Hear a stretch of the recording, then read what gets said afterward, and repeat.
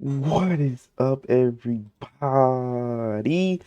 I'm back with another video, man. Tearing to Jimmy Wopo and 1100 Gang, The Demons of Pittsburgh by Hip Hop Daily. Let's get into it. Jimmy Wopo was one of the hottest rappers coming out of Pittsburgh, Pennsylvania before he was tragically murdered in 2018. With features from major artists like Wiz Khalifa, Mac Miller, and Ray Shremmerd, it seemed like Jimmy was in a good position to take over the rap game. But before the music, Wopo and his crew, the 1100 Gang, were running the streets of Pittsburgh and got involved in a violent beef that cost the rapper his life. Here's a closer look at the rise of Jimmy Wopo and the 1100 Gang, the Demons of Pittsburgh. Jimmy Wopo grew up in the Hill District of Pittsburgh in an area called The Lane. He grew up in the projects with his mother, two older brothers, a younger sister, and brother. Growing up, none of their fathers were around, and so Wopo started making moves in the streets from an early age. He admits that even though the area he grew up in was rough, he made a choice to be in the streets, and he accepted whatever came with that. But peer pressure and money made him and his friends start doing things they shouldn't have been doing. One of his early hustles was pretending to collect money on behalf of a Boys and Girls Club outside of a Steelers game. They would print out a flyer off the computer and get a box of candy and finesse tourists and sports fans into buying it at a marked up rate by telling them it was a donation to the club. But that was when he was just a kid, and as he got older, his hustles got more dangerous. He dropped out of high school in the 9th grade after getting shot 3 times. In an interview with Say Cheese TV, the rapper explained that there was a big fight and someone started shooting into the crowd. Nah, it was just some crazy shit, big ass fight or some shit popped off and just start shooting into the crowd or some shit. Is that like what happened right there? No, that's a different occasion and shit. I got shot 2 different occasions and shit. So the first time, how many times did you get shot? 3 times each time. Getting shot at such a young age made him want to go even harder in the streets and get revenge for what happened to him. After that, he started selling drugs and robbing full-time to support himself. But he was always into music, even as a kid. When he was only 7 years old, his mother called a local radio station and let him rap over a beat. Plus, some of the older dudes in the hood used to pay him a few dollars to rap for him. Once he dropped out of high school, he started taking it more seriously because there wasn't anything else for him to do except trap. He recorded his first songs in a local church in the neighborhood that had a studio. He and his friends were allowed to record there for free, but they couldn't use any swears in their music. This made them have to get creative and write raps that were clean, but still hard. Then, they would press CDs at the house and start selling them around the neighborhood. In January 2015, he started uploading his music to SoundCloud to build a buzz in the city. He attracted the attention of Taylor Maglin, the owner of Pittsburgh-based blog, The Daily Loud, who offered to help Jimmy market his music. This helped him get millions of views on his music videos. His first song to do big numbers was Walkin' Bomb, which was a diss of another rapper from Pittsburgh named Stunna 2 Fly. Stunna 2 Fly dropped a diss track aimed at Jimmy Wopo called Fuck Your Gang 2. Wopo would respond with Walkin' Bomb, Stunna diss, and the controversy helped him blow up. Although the track would be a major boost for his music career, it would also attract hate and jealousy from his ops, and Jimmy Wopo would be shot for the second time not long after dropping the track. It's not clear if the shooting was the result of his rap beef with Stunna or some past drama from his own hood. But Jimmy Wopo and Stunna would eventually put the beef behind him and collaborate together on the track Bout Bread in 2018. Again, the rapper was shot 3 times but survived, although he said that getting shot the second time made him actually start to rethink his lifestyle and decide to leave the streets alone. He had just had a daughter and his music was finally starting to take off, so he had a lot more to lose than the first time he was shot. The second time I had much more shit on the line. I had a daughter. I had the song Walkin' Bomb. That shit was kind of popping. It was my first joint that really kind of started blowing out the water. Plus, this time around, he had more people around telling him to focus on music and stay away from the drama than when he was younger. He said that his mother always told him that if something wasn't working, he had to change. When he got caught selling drugs for the 3rd or 4th time, his mom told him that he had to stop because he wasn't good at it. Otherwise, he wouldn't get caught. Like my mom always taught me to be like that. Like when I got caught selling dope for the 3rd, 4th time, she just told me like, if you keep getting caught at it, you're not good at it. You feel me? Like if it's just something that you keep getting caught at, stop doing it. Do something different. You got to. You're not good at it. You keep getting caught. Feel me? After he got shot the second time, he realized that he would have to relive the same experience over and over again unless he got out of the street for good, which made him decide to become a full-time rapper. After the success of Walkin' Bomb, he started getting booked for more shows and features. He was only getting about $200 a show or verse, but it was enough to make him start taking it more seriously now that he was generating some profits. But it wasn't enough money for him to stop hustling in the streets right away, and before he could fully make the transition to music, he would be arrested on drug charges. On February 7th, 2016, the rapper and 2 of his associates were arrested during a traffic stop in Washington County, Pennsylvania.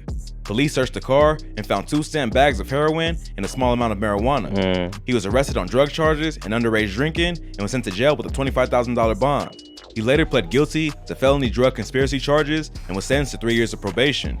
After being released, he dropped the track Elm Street in May 2016, which quickly racked up millions of views. He also caught the attention of World Star Hip Hop, who debuted 5 of his music videos that year. The track also got him recognized by Complex, who featured the rapper on a list called Bout to Blow, 10 dope new songs you should be hearing everywhere soon. In June 2016, he dropped his debut mixtape, Wopo, which featured the track Backdoor that had a beat and guest verse from Atlanta super producer Sonny Digital. Later that year, he would also be featured on the Riff Raff song Stay Away From You off the Houston Rappers Balloween mixtape. Then, in November, he dropped a collaborative mixtape with another Pittsburgh rapper named Hardo called Trap Knees, which featured guest appearances from Wiz Khalifa and 21 Savage. So, Jimmy Wopo was finally making it into the mainstream. But all the success would also come with problems. While he was blowing up, the rapper would be sent back to jail for violating his probation. Because he was still on probation, he was not allowed to leave the state of Pennsylvania, but he was already receiving offers from major record labels and decided to take a trip to New York City to discuss business. He didn't clear it with his probation officer and ended up missing an appointment while he was gone. Not long after missing the meeting, he was caught and sent back to jail for violating probation and failing to pay court fines. But while locked up, he would stay productive and wrote an entire mixtape, which he later released as Back Against the Wall in 2017. After he got out, he would continue to make moves in the music industry.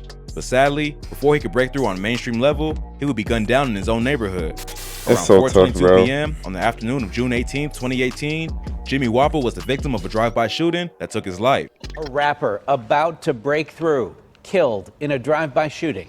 Jimmy Wopo had quite a following and was known beyond the Pittsburgh rap scene. But his career all ended yesterday when he was shot multiple times in the Hill District. Friends flooded social media after the fatal shooting. He was driving through the Hill District neighborhood where he grew up with another male passenger when a gunman drove past, opened the window, and started letting off shots.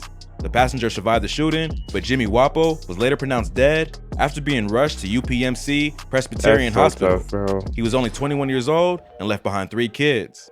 The crazy thing is that just 26 minutes before Jimmy Wopo was killed, XXXTentacion was also gunned down during a robbery in Deerfield Beach, Florida. 20-year-old XXXTentacion killed in an... That is literally like the most saddest thing ever, bro. Because X is my favorite rapper, bro. Like, oh my god, bro. Seeing like, why did he not have security, bro? Just why, bro? Just why? Just why? Like, bro. Oh my god. Like, bro. Like, just imagine it. Like, bro. Just keep the video playing, bro. If I get emotional, bro. Parent robbery. Police say the artist, whose real name is Jose Onfroy, was leaving a Broward County motorcycle shop yesterday when he was shot by 2 men who ran up to his car. The 2 shootings are not connected, but overall, it was a tragic day for hip-hop. But what's even crazier is that a few months after his death, news broke that police were filing RICO charges against the notorious 11 Hunnit gang from the Hill District neighborhood. The indictment accused the gang of causing a wave of terror across the city of Pittsburgh by conspiring to deal narcotics, plus rob and kill their enemies. It also named Jimmy Wopo as one of the main leaders of the gang. Federal court papers say the most prominent leader of the 11 Hunnit gang was Pittsburgh rapper Jimmy Wopo, whose real name was Trevone Smart. The police were already investigating the rapper at the time of his death, but the case didn't come to light until August of 2018. 3 alleged members of the 11 Hunnit gang were charged in the indictment: Deontay Griffin, Sidney Pack, and Richard Kelly. The case also revealed that many of the charges stem from an ongoing beef 11 Hunnit had with another local gang called the Wavy Boys. The paperwork alleges that Jimmy Wopo used his status as a famous rapper to call shots in the gang and was the one who ordered many of the crimes the gang is accused of. The documents say that other members of the gang would commit crimes on his behalf in exchange for payment or being featured in his music videos. Anyone who didn't meet expectations or disrespected the crew would face severe punishment. The paperwork also reveals that the beef between 11 Hunnit and the Wavy Boys goes all the way back to 2012. The gangs would frequently diss each other on social media, which only got worse after an 11 Hunnit member named Lumber was murdered by the Wavy Boys. After that, they would go back and forth dropping bodies until the head honcho himself was taken out in 2018. In April 2015, Sidney Pack and another 11 Hunnit member named TD allegedly murked a Wavy Boys affiliate named Christopher Richardson and injured 2 other people. Later that same year, Wopo allegedly instructed 11 Hunnit members to take out another Wavy Boys member identified as MBB. In October 2016, Pack and Deontay Griffin shot and killed a Wavy Boys member identified as JH and injured a 7-year-old in the process. Just a month later, 11 Hunnit member identified as JP was shot twice in the head by Pac, while Wopo was allegedly present. Police used social media, interviews, music videos, and all kinds of other internet content to string together their case and paint Jimmy Wopo as a violent gang leader who used his clout as a rapper to order hits on both his enemies and his own people.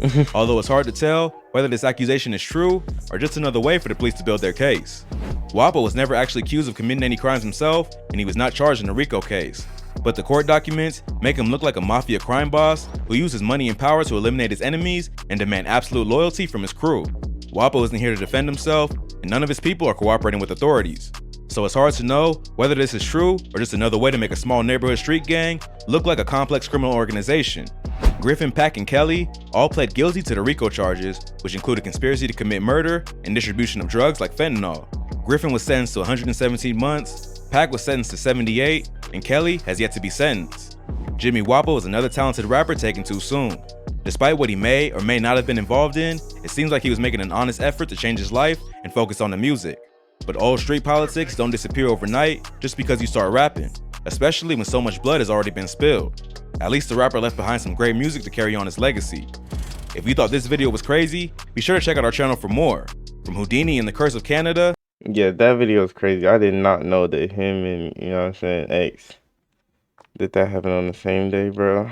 That's so tragic, bro. But yeah, bro, that's me, the end of this video. You know what I'm saying? Like, comment, subscribe, and we out, bro.